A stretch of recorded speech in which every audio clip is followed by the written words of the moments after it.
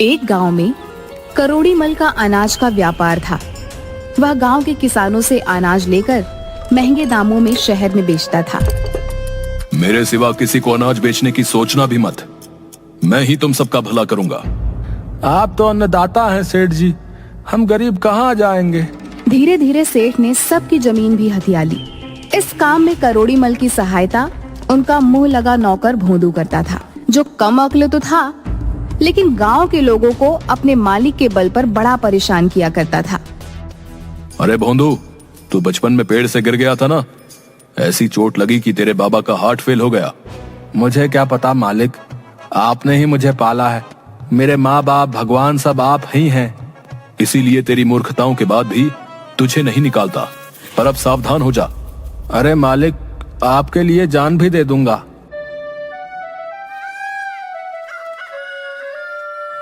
एक दिन करोड़ी मल भोंदू के साथ सामान लेने शहर गया।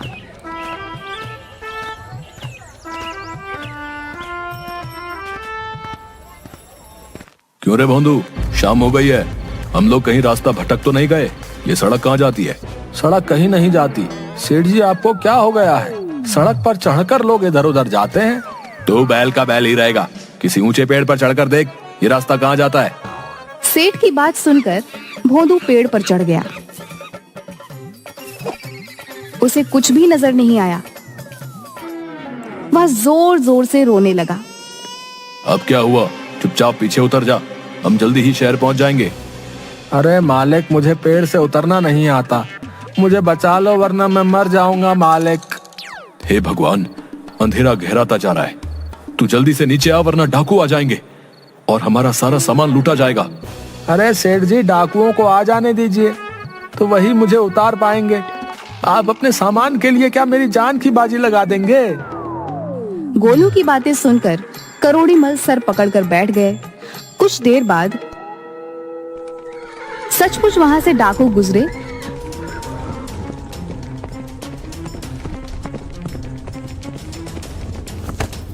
उन्होंने संजीदा राम को पूरी तरह से लूट लिया और भोंदू को पेड़ से नीचे उतारकर फेंक दिया। हाय मेरी कमर, मेरी कमर टूट गई। जब उतारना ही था तो धीरे से उतारते। चलिए सेठ जी, जल्दी से चलते हैं, अब डरने की कोई बात नहीं। सेठ अपनी किस्मत को कोसता हुआ वापस अपने घर आ गया।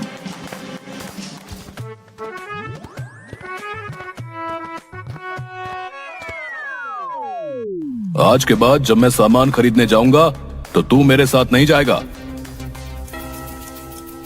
रात को सेठ के बेटे को बाथरूम जाना था। अरे ओ भोंदू, जरा सुरेश को संडास तो ले जा। अरे क्या करना है उसे? उसे लघु शंका करनी है। ना, मुझे विश्वास नहीं।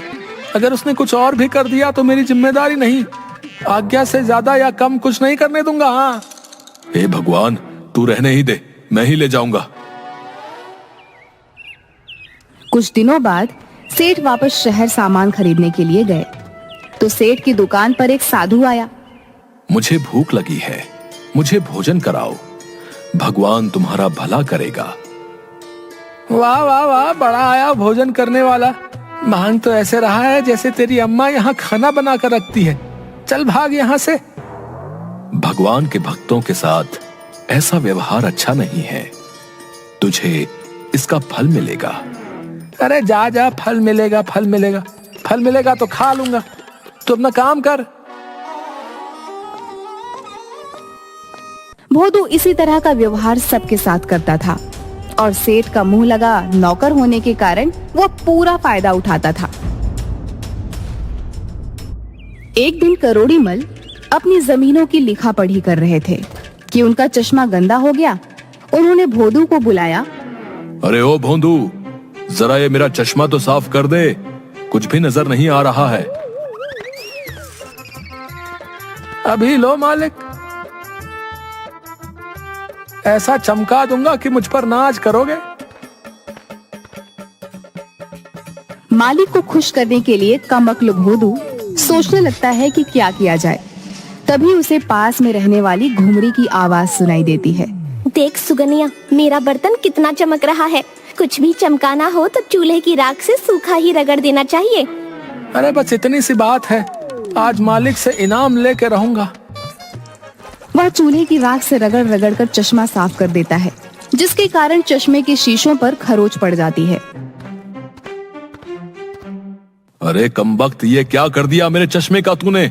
इसी समय तू यहाँ से निकल जा। हे भगवान, अब मैं हिसाब किताब कैसे करूं?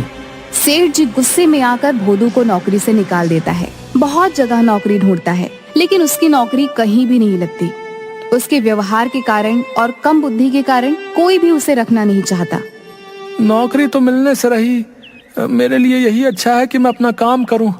आज से मैं जंगल में जाकर लकड़ियां काट लूंगा। ना कोई मालिक है, ना नौकर, ना कोई डांटना फटकार। आराम से जीवन बिता लूंगा। जिंदगी में कभी भी मेहनत से काम ना करने के कारण वह किसी तरह पेड़ पर तो चढ़ गया, लेकिन कुल्हाड़ी से लकड़ियां काटने में उसकी जान निकलने लगी। लेकिन वह थोड़ी बहुत लकड़ियां काट कर ले आया और उन्हें बेचकर एक दिन का खाना बना लिया।